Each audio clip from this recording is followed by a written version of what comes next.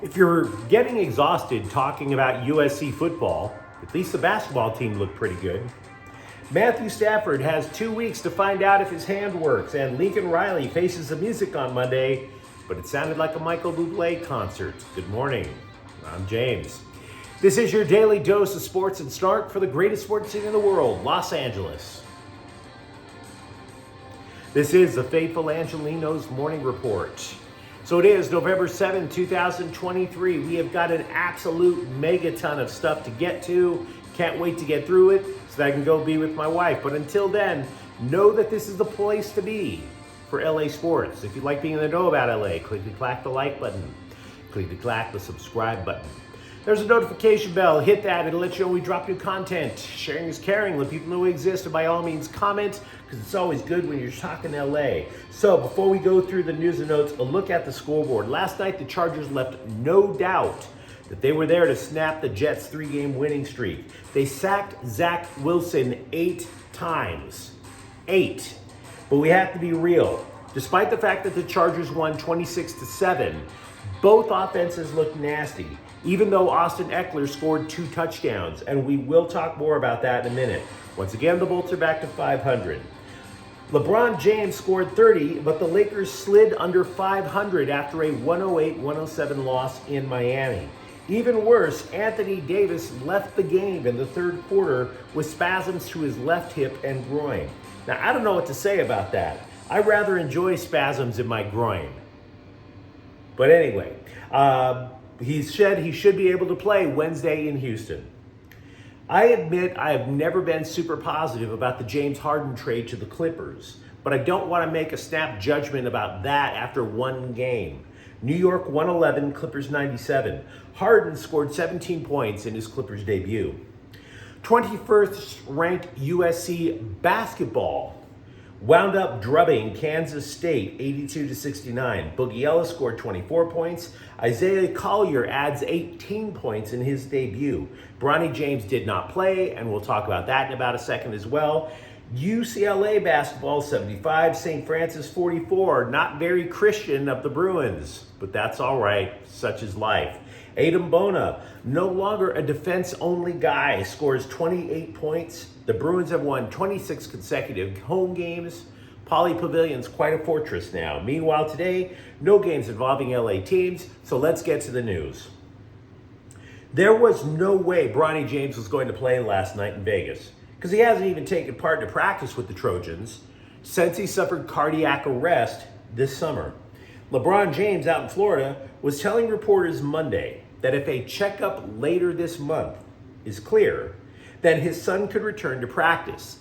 Now, in the meantime, that was still a good enough reason for all the scribes to get involved in the panic porn. There they were, typing with one hand while furiously creating their panic porn with the other. Quote from CBSSports.com, "It's a major blow for the Trojans and to college basketball as a whole." And then the Trojans went out, by the way, and dominated a team that went to the Elite Eight last year. Oh, the panic porn, you filthy, dirty little scribes with your panic porn. Now look, if there's any team in college basketball that can get by without Bronny James, oddly enough, it's USC. They're not the deepest team in the Pac-12, but they're tall, possibly have the best player in the conference in Boogie Ellis, possibly has another guard that's going to go super high in the next year's NBA draft in Isaiah Collier. Possibly the best defender in the conference in Kobe Johnson. So weep not for the Trojans. I think they're going to be just fine. The alleged target for Bronny James to be back with USC is in time for conference play. But that checkup has to go through first. The Rams have a bye this week, and that means Matthew Stafford will have more time for his thumb to heal, and that matters because we don't really do not having opposable thumbs in California. If you don't have opposable thumbs, you totally fit in Alabama. It's just kind of odd being in the NFL, let alone living in LA, if you're just sitting there going, "Where are my thumbs?" Evolution. It is, in fact, a thing, guys. Sean McVay said he remains optimistic about Stafford, but with the time off, it has only empowered the online grievance hurricane to increase to a Category 3. You got the website Turf Show Times. They're continuing the one-man crusade. This one scribe who is trying to force the Rams to get rid of Stafford. Like, oh my God, getting the Rams to play good football is like trying to settle a Palestinian state. They try to make it out to be that big of a deal. But we need to tap the brakes just a touch, right? Yes, a 3-game losing streak is bad. But how many of us really believed in our soul that the Rams were can't miss for the NFL playoffs? I mean, I thought they could if a boatload of things worked out and the NFC West sucked. But it wasn't like I was sitting there running to Vegas putting money on it. I sure as hell wasn't telling you to put money on it. The whole key to this season is next. We've been talking about it for many months. They needed to hit on a lot of draft picks. They needed to hit so that they could set themselves up for next year. Now, obviously, Puka Nacua, that wide receiver, hit. But with linebacker Ernest Young out in Green Bay, if you rewatch the game, and I wouldn't recommend it, it was pretty abysmal. But the defense did play very solid for 3 quarters. Byron Young, Kobe Turner, both rookies, both building a case for themselves to stay in the NFL. Young, for example, sacked Jordan Love twice on Sunday. That was his first multi-sack game. He has 5 total. And Turner also got to Love. He has 2 sacks. Meanwhile, USC football coach Lincoln Riley faced the scribes and explained why he finally cut loose defensive coordinator Alex Grinch. Sort of explained it. The answers were mostly those bland, cliche, heard it a million times quotes that almost sound insightful, but they really sound more like the lyrics of a Michael Bublé song. Oh, it's a new dawn, it's a new day, and we're feeling good over at Heritage Hall. It's only a matter of time before we have an elite defense. Birds flying high, you know how I feel? Now, to be honest, I don't have much of a problem with that. He's still friends with Alex Grinch. Yeah, he had to fire him. But that doesn't mean you have to disrespect your friend on the way out the door. That's a little much. Now, in yesterday's clip, though, we still don't have answers from some of the questions we brought up in yesterday's clip. For example, we were talking about how the Trojans now have co-defensive coordinators in Sean Nua and Brian Odom. One of the questions we were bringing up yesterday, who the hell's going to call plays? Riley said he wouldn't tell us because he doesn't want to give any intel to Oregon. I don't really have much of a problem with that either. But here is something that you might not have considered, might not have. The transfer portal is not at the end of the bowl season. The transfer portal opens after the regular season, December 4th. And by the way, the early signing period for high school recruits opens December 20th. So USC is bowl eligible, and that's not bad. We know that, right? But these 2 defensive coordinators are on a tryout that might be as few as just 2 games. 2. Otherwise, Riley might be pressed to hit a home run with Grinch's replacement before December so that he can go out and sell transfers, sell high school players on coming to USC after that abysmal defense this year. And by the way, it's not about just simply attracting players to the program. What about the players you could lose in the transfer portal because the defense was so horrific? So those guys get a 2-game tryout, and hopefully they like to recruit, or Lincoln Riley's going to have to cut a fat check. I want to revisit my rant about Caleb Williams losing it after Saturday's game, because I had a lot of debates with people about it, and many of them, frankly, were quite thoughtful, even if we disagreed. I don't have to have you agree with me in order for a conversation to go well. You can bring up points, and if it's like well thought out, I see you. I do. So it led to side chats about places where I know I'm not qualified. For example, it's not my place to tell you how to be a parent. He went to his parents, obviously, after the game. I'm also not a trained mental health counselor, and I've never claimed to be one. But if you disagree with me about how it's really, really bad for Caleb Williams after a game to sob until his body starts convulsing in front of national television, consider this. Do you want to work for a boss who breaks down and cries over anything? Does that sound like job security to you? Do you live in a tough neighborhood? Do you want the police crying like they've lost their dog while they're holding a gun? Do you want that? Are you in the military? Would you be confident going into battle with a general who starts convulsing with tears because the cavalry reminds him that his dad didn't buy him a pony when he was a kid? Do you want a pilot who says, oh, you know, it's really been a bad day. Maybe we're going to land in Orlando? You know, you may not like President Biden. You may not like it. But even he knows that he can't show panic or fear in the face of two wars going on overseas. Being overly emotional in public when you are a leader has consequences. Especially for leaders. Caleb Williams sent up a dozen of red flags on Saturday. When you start sobbing in public, when you submit yourself to your emotions and abandon self-control, at least keep it under control until you are in private with the people that you care about. You invite chaos into everything. If you're going to be a mama's boy, do it at home, not on national television.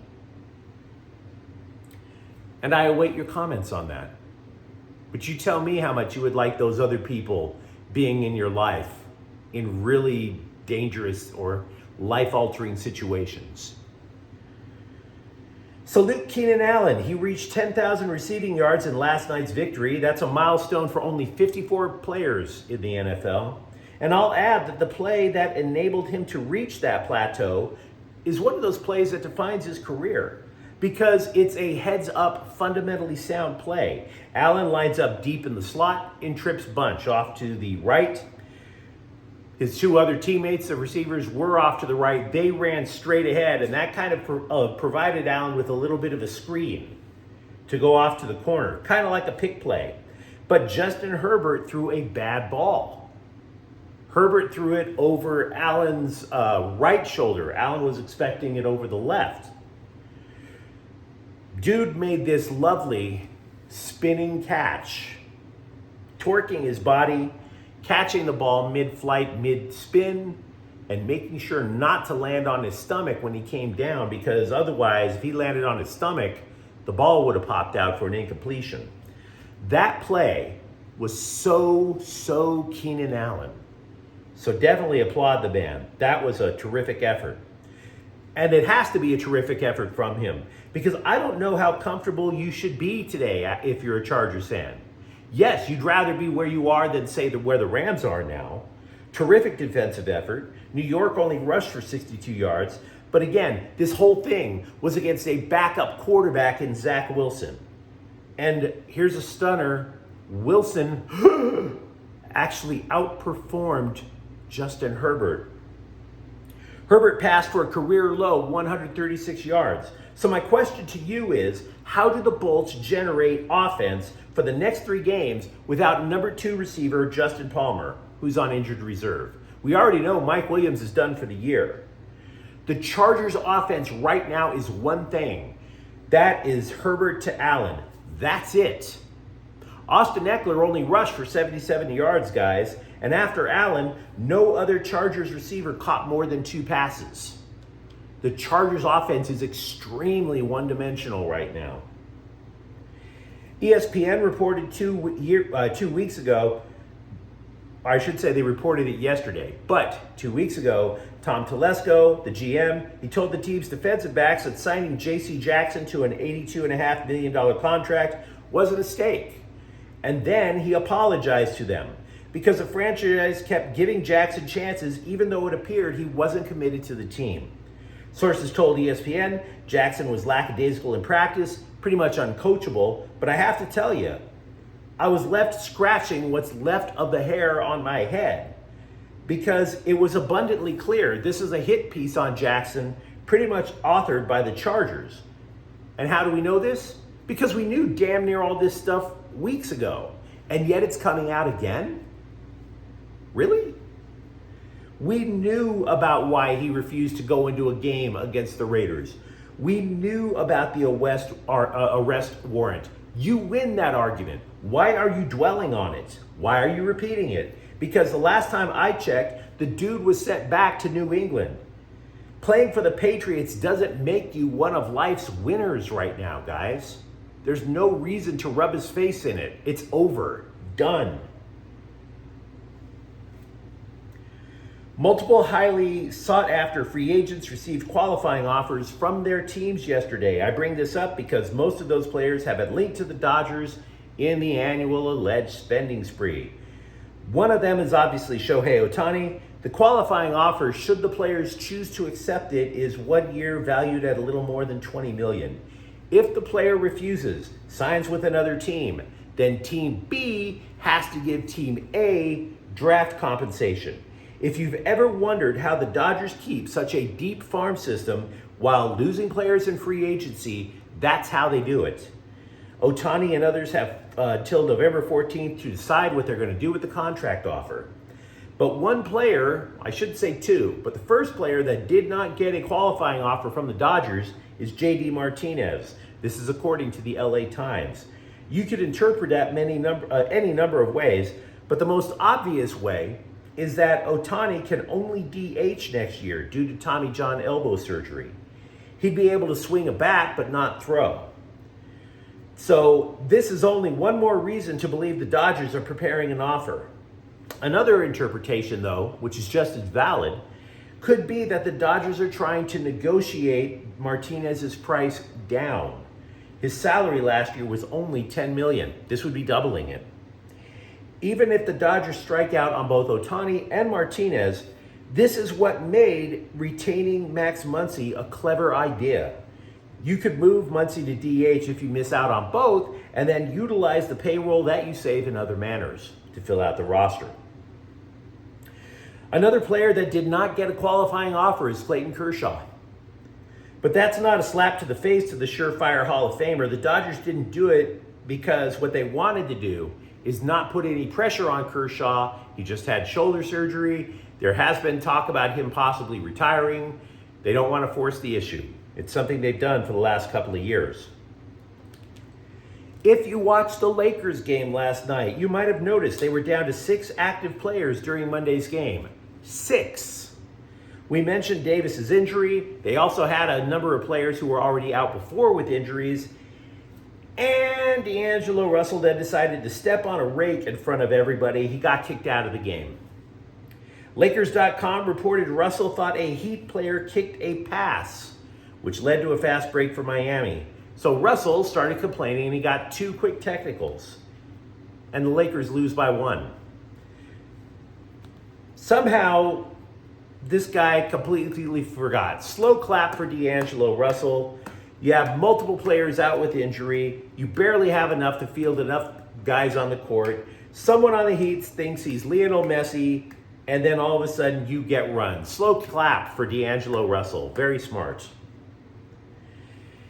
LAFC will learn its opponent in the next round of MLS Cup playoffs Friday night. Dallas travels to Seattle for a winner-take-all Game 3. We do not have a date for LAFC's next game yet. If you are wondering about head-to-head, though, the Black and Gold beat the Sounders once, tied the other time. LAFC split 1-1, lost 1 against Dallas. And defender Sarah Gordon and M.A. Vignola, along with midfielder Savannah McCaskill, were all named to the best 11 for the NWSL for the 2023 season for Angel City FC. And, well, you let me know what you think in the comments thread. Talk to me about either USC basketball or football. And don't forget to talk to me, by the way, about whether or not you think the Rams are on pace for next year or if you really put your eggs in your basket for this year. Either way, Look forward to hearing from you. I'll be back tomorrow. Thank you for watching. I'm James. Faithful Angelenos is a Kian Corte El Queso production. Take care.